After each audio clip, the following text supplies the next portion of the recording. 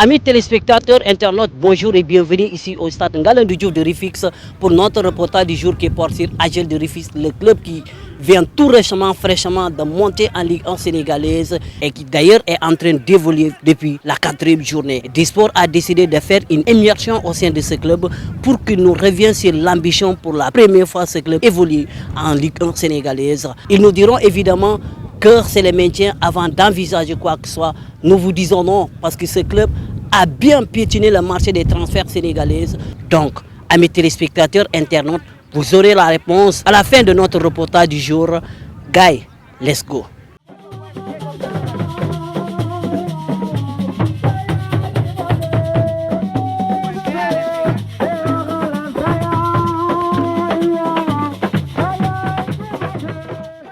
En tant que manager général, si ce budget, rawatina ce recrutement, yi nga jot a def gis nañu fi benn néerlandais mu jóge bitim réew ñëw fii Samba budget ba nga débloqué bëri na de. C'est pas une question de budget et c'était pas une question d'argent. Déjà moom rek pour mu ñëw benn défi la, c'est un défi pour moom. Néanmoins aussi, il est payé comme les Sénégalais, hein. Il est payé comme les Sénégalais juste pour que on vivre à l'aise. Mais néanmoins, c'est pas comme on le pense que c'est un Néerlandais, on débourse de grosses sommes. Non, non, non, non, non. C'est un projet boo xam ne ñun dañ ko bëgg moom mu am un défi bu mu bëgg relever. Donc si loolu suñuy vision concordée et là on a ficelé un contrat, rien que ça. 10 ans de parcours nga accédé li nga xam ne que moom mooy Ligue 1 sénégalaise Samba wax ñu lan mooy sa secret. Non, il n'y a pas de secret. C'est juste que c'est le travail et l'abnégation. Et que... Après tout, il n'y a que des gens qui connaissent le football. Parce que le football est universel. Ce qui se fait au Real et ce qui se fait au Barça, c'est la même chose que ce qui se fait au Sénégal. Il n'y a pas une grande différence à part les moyens. Donc, les normes du football, coucou top, mais les résultats vont suivre. Et les normes du football, c'est la formation. À AGEL, à chaque fois que AGEL classe une équipe de 11, depuis nous sommes en National 1, tous les 11, minimum, il y a 7 ou 8 joueurs formés au club. Et que le club yu bari dul def motax ñuy am des hauts et des bas.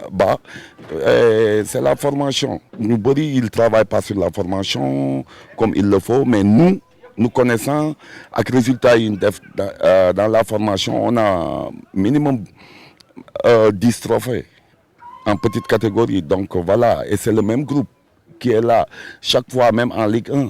Tu ne peux pas faire un classement sans minimum avoir 5, 6 ou 7 joueurs formés au club. C'est tout simplement ça, il n'y a pas de magie ni rien du tout.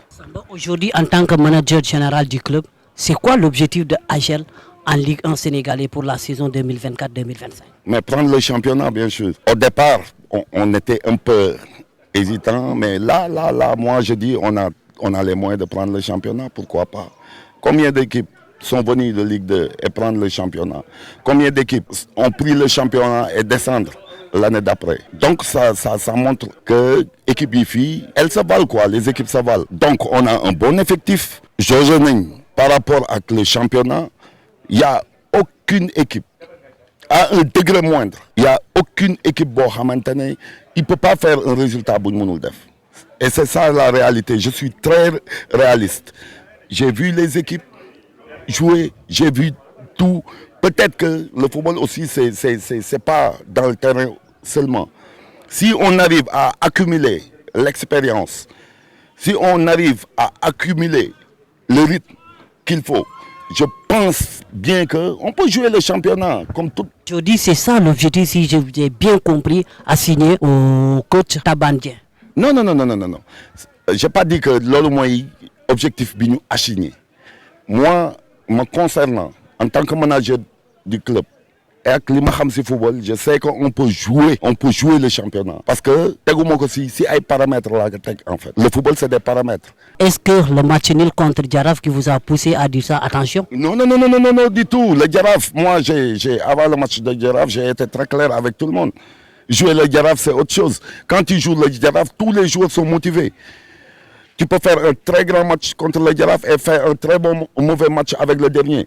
Parce que le Jaraaf, c'est quand un club joue Real de Madrid ou joue Barcelone, les joueurs sont beaucoup plus motivés.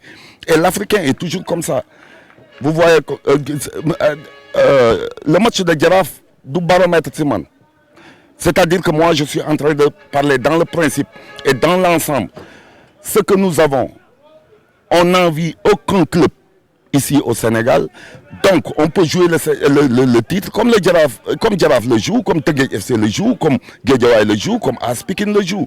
nga nekk di def lu am solo fii fi nga xam ne que moom mooy AGEL de Rufisque ñëpp di coow coach mën nga ñu revenir si ce début de la saison bi.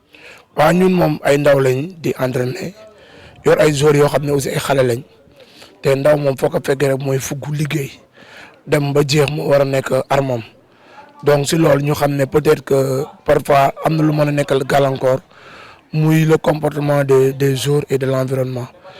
tey jii si loolu ñu liggéey si comportement bu baax vraiment ñu cultiver si ñoom des joueurs yoo xam ne dañ nekk des joueurs travailleurs yoo xam ne duñ tricher jamais à l'entraînement luñ leen teg ñu nangu ko mais aussi ñu xam ne ñoom bu ñu jàngee dañu war a comprendre jànguñu pour continuer di jàng mais dañu war a jàng pour comprendre parce que dañu nekk ay senior pro élite donc joueur bu yegsee boofu rek dafa war a comprendre li nga xam ne schéma tactique yi entraîneur bi def vraiment pour mën a compléter l'effort physique ak yooyu yëpp.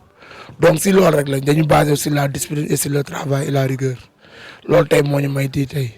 coach beneen bi mooy également dañu gis ne ki le compte de la 4e journée nga tenir en échec le Grand Jaraaf de Dakar coach ba léegi waxagoo ma secret bi de. waaw xam nga soo déggee ñu ne AGEL match nul la Jaraaf ku ko dégg rek si dégg-dégg da nga naan résultat bu très positif la si AGEL mais ku xool match boobu di nga xam ne match boobu AGEL moo waroon gagner match bi mais malheureusement am na loo xam ne manqué nañu muy efficacité mais aussi expérience. je pense que au fil des matchs dinañ si mën a jàng lu bari ba xam ne pour ñun toutes les équipes c'est valable parce que jusque ne c'est des joueurs de même niveau li ñu am différence mooy par rapport à leur qualité d'entraînement te ñun ñu ngi si benn dynamique d'entraînement boo xam ne à chaque fois dañuy gis suñu équipe muy dem vers l'avant donc le secret comme ni ma la ko waxee nag mooy liggéey bi rek ak gëm-gëm bi parce que sans la foi sans la croyance voilà mu ngi noonu quoi loo liggéey doo gëm ne war na mën a am. Sénégal yëpp rawatina le monde sportif lan lay wax AGEL Teungueth FC ay bii jour coach nooy waajalee match boobu. waaw lii lañ doon ñaan yàlla ay at yu bari football Rufisque waa football sénégalais ñu am benn match derby buy ñëwaat comme Zia Jaraaf tey jii buñ ne AGEL TFC day nekk vraiment loo xam ne que dëkk Teungueth dañ ci am fierté nga xam ne jour boobu fu match di am rek attraction bi am yëpp fii lay nekk à Rufisque match bi fan lañ koy jouer à Rufisque ñoo koy jouer ñaari équipe bi Rufisque je pense que loolu fierté la pour tous les Rufisquois mais aussi fédération aussi lu ñu bëgg la parce que football aussi dafa war a am ay match yoo xam ne day jaay championnat Sénégal donc Ligue Pro bi tey jii dañu war a gën a encourager si lii gën a encourager équipe bi parce que vraiment que li am ni tey nii dafay defar football Sénégal donc football match boobu AGEL TFC ñëpp a ngi koy xaar mais dañ koy jouer dans le fair play mais avec un bon état d'esprit d'engagement et de gagneur parce que football loolu la championnat la TFC mooy leader ñu ngi à la 6e position donc je pense que su leen gagné dañ leen di rapprocher à 1 point te c'est le moment de gagner parce que on a fait match nul la dernière fois contre Pikine donc gëm-gëm la rek gëm nañ ñun dañu war a mën a gagner parce que suñu objectif mooy maintenir donc booy maintenir il faut toujours avoir un résultat positif. Président Mamadou Niambay ban objectif la assigné pour la saison 2024-2025. waaw président moom dafa gëm équipe am gëm ay entraîneur am donc li mu assigné mooy ñu def un très bon maintien donc un très bon maintien ku ko dégg mooy que ne dès le départ da ngay assurer ce maintien donc bu ñu assurer maintien peut-être am na leneen loo xam ne mën na feeñ si vraiment on a la chance d'aller chercher le titre dañ koy dem jëli ji mais pour le moment l'objectif principal mooy le maintien mais si comme l'appétit vient en mangeant si noonu la ñuy continuer di liggéey rek vraiment di xool mais dañu war a dëggal suñu bopp rek dëggal suñu bopp xam ne maintien la te dañ ko war a def si phase aller bi incha allah. coach ñu bëri ñu ngi laam-laam sa effectif ëpp na li nga xam ne que moom mooy 25 jours mais ñi ngi wax également coach léeg-léeg day am problème tànn ñi nga xam ne que ñooy doon partant est-ce que loolu dëgg la coach. waaw c'est man moom comme ñoom rek ñoom ñooy am jafe-jafe psychologiquement mais man à chaque fois damay préparer parce que du début à la fin fu mu toll ba fi ñu toll nii man je maîtrise chaque jour par rapport au système bi may jouer je peux amener 2-3 nouveaux joueurs soo xoolee match bi passé am na ñoo xam ne ils sont nouveaux dans l'équipe ñu ngi foon depuis le départ mais c'est le premier match dañ jógee en tant que non convoqué ñëw jouer titulaire donc équipe bu ne ak ni may jouer ak moom parce que football la man dama miser wu trop si tactique bi en dehors tactique bi damay miser aussi les qualités individuelles des joueurs donc l'état de forme du joueur sa mentalité son état technique sa compréhension du jeu yooyu ba mu si miser wu donc match bu may dajee rek ak nu mu toll rek loolu laay dem jëli au besoin parce que comme am naa tous les ingrédients damay dugg rek préparer que dans la semaine ñëw tekk le samedi ñu répondre ou bien le dimanche. Coach, ban message ngay lancé ñi nga xam ne que ñoom ñooy waa population Rufisquois pour ce derby qui s'annonce déjà très très palpitant. waaw ñu ñëw en masse rek am benn état d'esprit mooy l'esprit de fair play comme ni ma ko waxee sànq sama biir wax rek mooy c'est Rufisque gagne keneen mënul gagné Tëngéej lañ koy footballé doomu Tëngéej ñoo siy daje donc ndam li fii rek la mën a des muy Tëngéej en tout cas ñu def un très bon match plaisant bégal ñi nga xam ne ñooy amateurs yi ñi nga xam ne dañu ñëw seetaan match bi vraiment dans le fair play ñu bañ fi gis benn acte de barbarisme ñu gis football ambiance gis lépp voilà stade bi fees vraiment après en retour ku nekk ñibbi ñu xam ne Tëngéej moo gagné tey. Souleymane Dieng tey dañu bëggoon a xam derby bi ngeen di waajal seen diggante ki nga xam ne que moom mooy Tëngéej FC Kapi nan ngay waajalee derby boobu. ah dañ koy préparer comme ni ñuy daan préparer match yëpp waaw match la aussi n'empêche aussi match spécial la parce que match derby Rufisquois la même benn ñooy partager même terrain waaw partager même localité donc match nawle la quoi match dëkkandoo mënul yomb dina am beneen tournure quoi par rapport ak yeneen match ñu doon jouer mais lépp ci fair play ak sportivité quoi. Kapi ñun dañu bëggoon a xam yow en tant que joueur lan mooy sa vision ci sa carrière rawatina ci footballu Sénégal. ah sama vision comme joueur yëpp waaw évoluer progresser waaw comme sama moroom joueur yëpp ni ñu ko bëggee nekk ci beneen niveau passer des étapes supérieures waaw.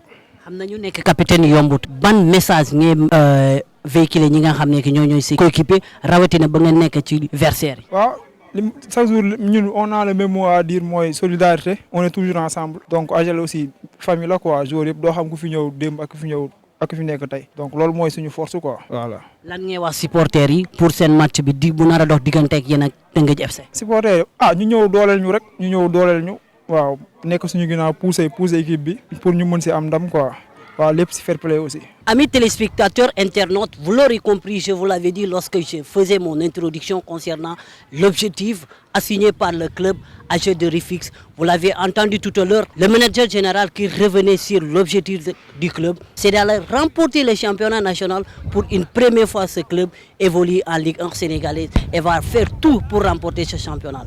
Nous vous donnons rendez-vous très prochainement dans un autre club, à savoir celui de Ligue 2 ou de National. Merci beaucoup, à la prochaine. Chers